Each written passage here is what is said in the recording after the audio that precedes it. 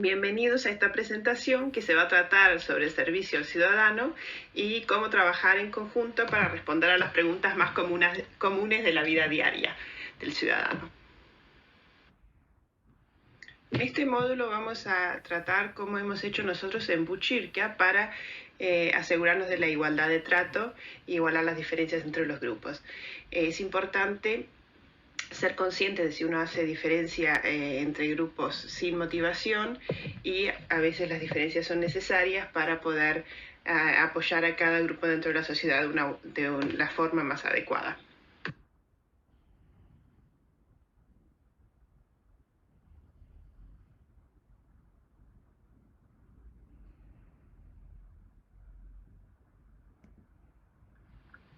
El servicio al ciudadano en Buchirka entonces tiene algunos principios fundamentales para justamente mantener un servicio que le funcione a todos los grupos y que se adapte a la necesidad de cada uno.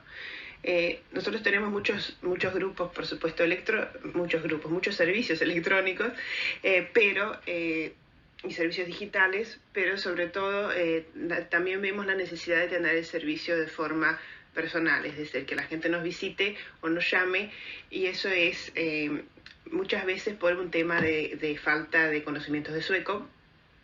Y entonces, al poder usar todo el cuerpo y todos los recursos para comunicarse, nos entendemos mejor. Entonces, por eso nosotros hemos optado por seguir teniendo las oficinas abiertas y recibir muchas personas directamente en las oficinas como complemento a los servicios electrónicos.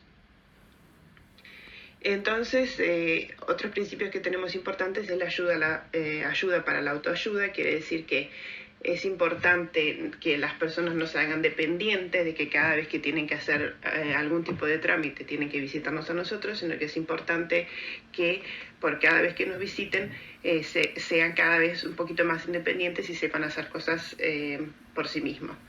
Ahora, también depende del nivel que tiene la persona que nos visita. A veces tenemos personas, por ejemplo, que no saben leer y escribir, y en esos casos tenemos que ayudarlos más, por supuesto. Mientras una persona que capaz que no sabe sueco, pero que sabe leer y escribir y tiene educación de su país, esas personas necesitan un poco de asesoramiento, pero después se arreglan mucho más solos. Entonces siempre tenemos que adaptarnos a la persona que tenemos enfrente. Y usamos muchas lenguas al trabajar en la comuna, por supuesto. Esto es un ejemplo de lo que yo decía, adaptar el servicio a cada uno, porque si no tenemos este resultado que ven en la imagen, que es que no todos consiguen en realidad el objetivo que tienen o lo que necesitan cumplir. Entonces, es importante que la mayoría de las personas puedan valerse por sí mismos, y eso muchas veces significa hacer su trámite desde su casa, por vía electrónica o de otra forma simple, en la cual no necesites en realidad mucho contacto ni con el municipio ni con una persona específica, sino que tú haces tu trámite y lo terminas en tu casa. Eso, la mayoría de las personas tienen los conocimientos como para hacer eso. Y tenemos que también hacer los servicios simples como para que la mayoría puedan hacerlo. Si lo hacemos innecesariamente complicado, por supuesto que el grupo que pueda hacerlo por sí mismo disminuye. Y por eso es tan importante simplificar.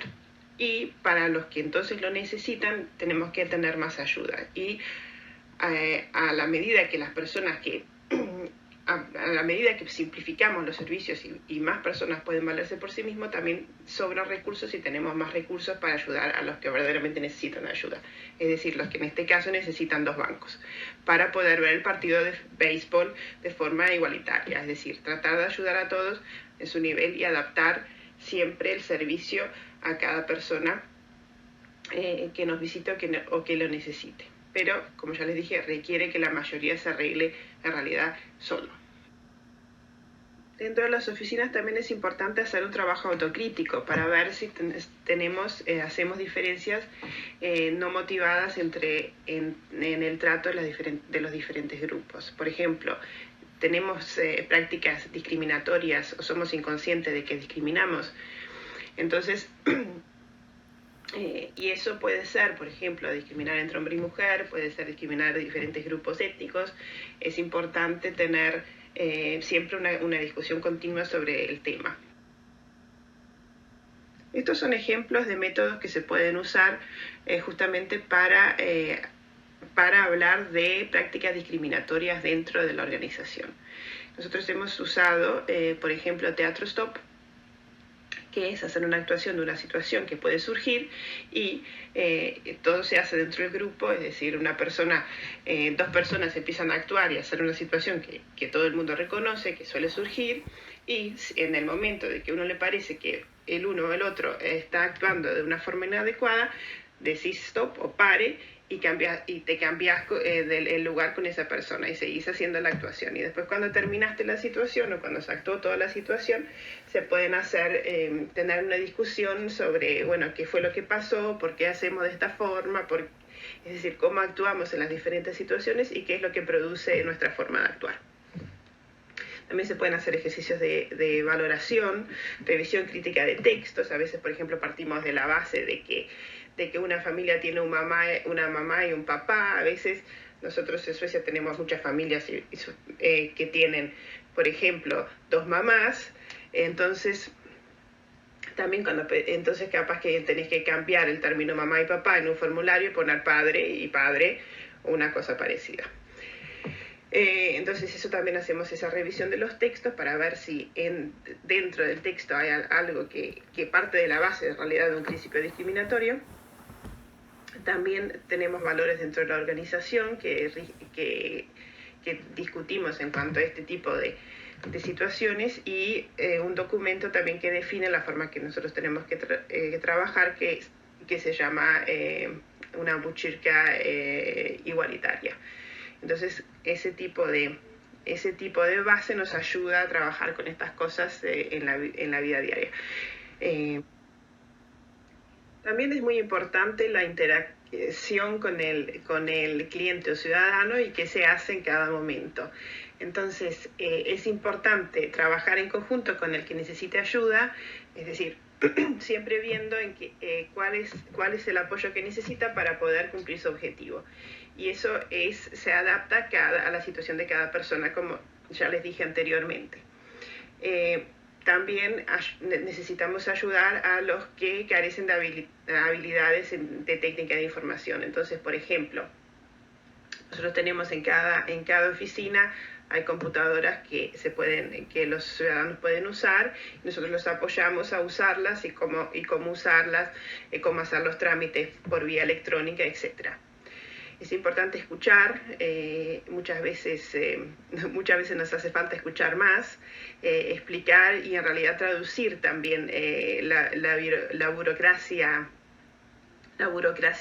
sueca a las personas que no la conocen del todo. Y también tenemos muchas personas que caen en tierra de nadie, es decir, que tienen un problema que en realidad no se soluciona solamente por una parte de la municipalidad o por una parte de la sociedad en general, y entonces las diferentes partes o las diferentes autoridades, en realidad nadie se responsabiliza de solucionar el problema que tienen.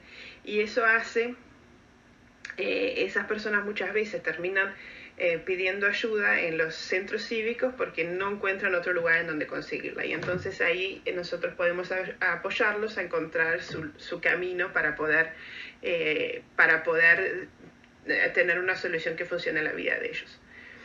Y por eso también es muy importante atreverse a ver la totalidad, es decir, en general hay muchos factores que influyen en la problemática que puede tener una persona. Entonces, nosotros, por supuesto, en un centro cívico no podemos solucionar todo, pero justamente el contacto con las autoridades, si nos atrevemos a ver todo, muchas veces encontramos una solución más fácil que si nos concentramos solamente en la parte que puede tener que ver, por ejemplo, con la municipalidad.